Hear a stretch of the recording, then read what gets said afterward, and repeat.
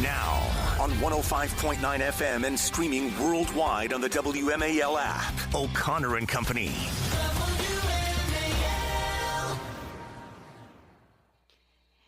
It is 7:06, almost 7:07 on News Talk 105.9 WMAL, and it is a great Friday morning. Good morning, everybody. It's Patrice Onwuka. I'm here with Derek Hunter, one of our favorite guest co-hosts. Today, we're trying to fill Larry's shoes, Derek. We're trying to. Your feet are a little bit too small. My feet are gigantic. So, I can get a hand in there. You probably get both your feet in there. But you know what? He's going to be using his shoes, walking his daughter down the aisle tomorrow out in California. So we won't mock his footwear. Oh, all right. Well, let's get through the rundown. At 7:35, we've got Ron McGill. He's the communications director for the Zoo of Miami. He's going to bring to us this challenge that is all the rave. I don't know. I'm not going to be part of it, but we'll see what he has to say. At 8:05, Reagan Reese, White House correspondent from the Daily Caller, will be joining us to talk news of the day. But kicking off this 7 a.m. hour, we have Charlie Spiering, senior political reporter for the Daily Mail, and the author of Amateur Hour. Charlie, welcome to the show. Hi, Patrice. Hi, Derek. Thanks for having me. Absolutely. Absolutely. Well, you know, I mean, let's just quickly, what's your take on yesterday's big news that Mike Waltz is moving over from the United to head up the UN to be the UN ambassador? What's your take on that whole story? And then we'll get into the good stuff for today.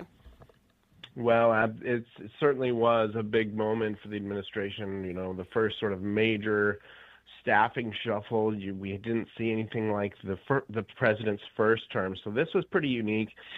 You know, Mike Waltz taking the job of UN ambassador and no longer serving as the national security advisor to the president. That's pretty big. That's a pretty big switch. I know the White House has tried to claim that it's some kind of promotion, but I think it's not. I think it's a demotion, and certainly signals a difference in foreign policy change over there. Were there any indications, like obviously Signalgate, there was a lot of pressure to do something to Walz once it was determined that it was his phone from which Jeffrey Goldberg was added to that chat, but the White House refused that. They pushed back against that.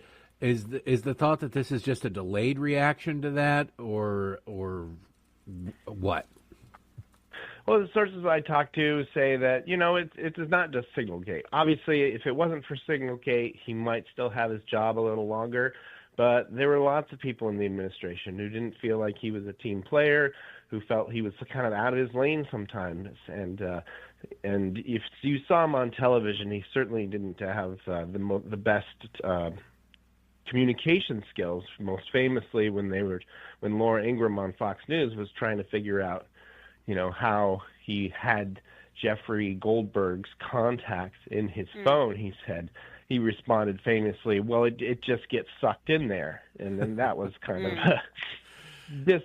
a disbelievable answer, and certainly struggled to deal with that controversy. So, yeah, I think his time was limited from that moment on.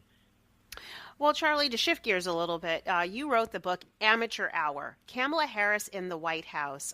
And, you know, your book couldn't be more timely because we've started to see former vice president and presidential candidate Kamala Harris resurface.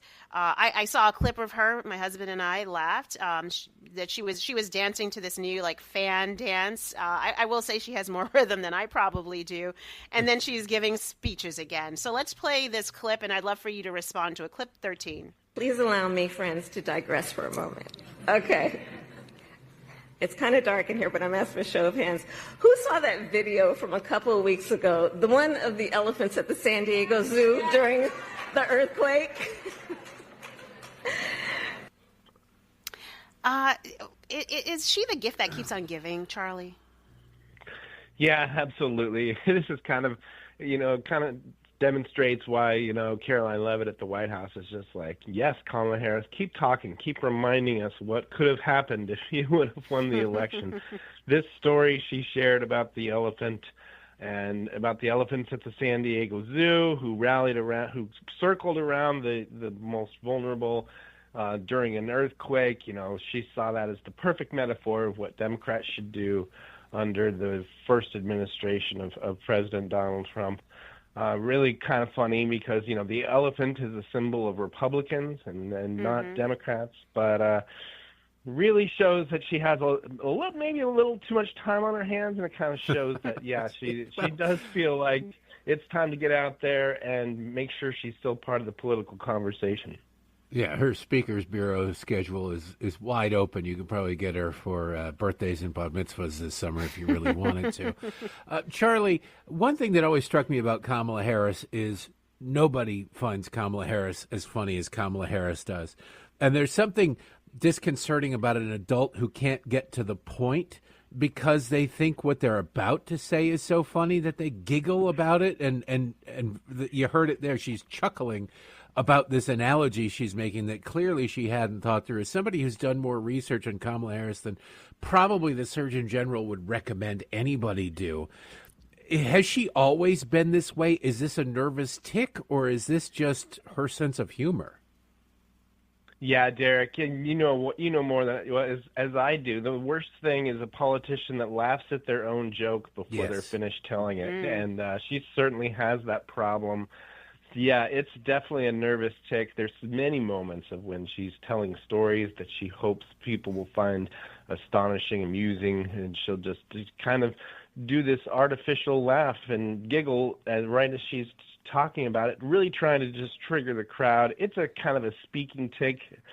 She never really quite got over, but nobody seems to have tried to. Look, my original major in college was theater, and one of the most difficult things to do while on stage is to figure out what to do with your hands when you're not doing anything. Do you put them in your pocket?